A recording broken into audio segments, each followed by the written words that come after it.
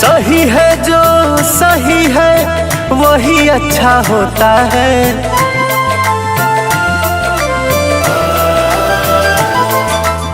अपनों की जो कद्र करे वो साथी सच्चा होता है। सही है जो सही है वही अच्छा होता है। अपनों की जो कद्र करे वो साथी सच्चा होता है। मोदी जी ने दिल से भैया भेजा है पैगाम, संजय राय सिरपुरिया आज करते हैं ऐलान कि अब हर हाथ में होगा काम, हर जेब में होगा दाम। हर हाथ में होगा काम, हर जेब में होगा दाम।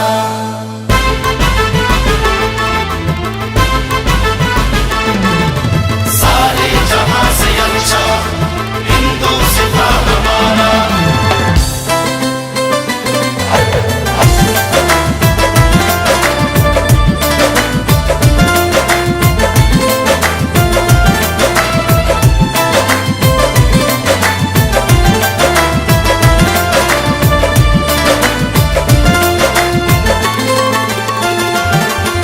सपना युवा के सच होखी होई दुखवा दूर हो।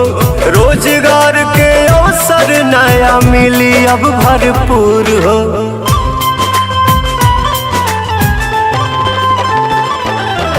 सपना युवा के सच होखी होई दुखवा दूर हो।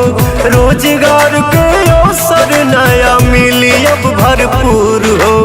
भैया नहीं रुकले संकट आइल बड़ी तमाम, जन जन के मन जनले बाणे सोच के हमारी सलाम कि अब हर हाथ में होगा काम, हर जेब में होगा दाम। हर हाथ में होगा काम, हर जेब में होगा दाम।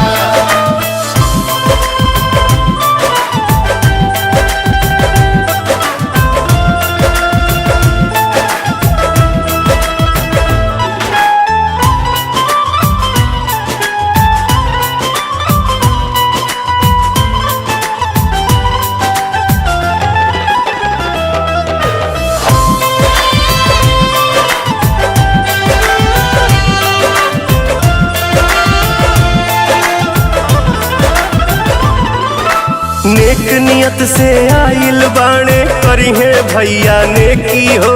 परिवर्तन के नया दौर गाजीपुर अब देखी हो।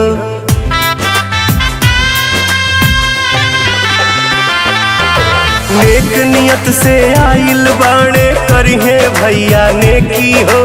परिवर्तन के नया दौर गाजीपुर अब देखी हो। सब कमाई खाई होता ऐसन इंतजाम, वादा बाई सबसे पवन सिंह के रहल जुबान कि अब हर हाथ में होगा काम, हर जेब में होगा दाम। हर हाथ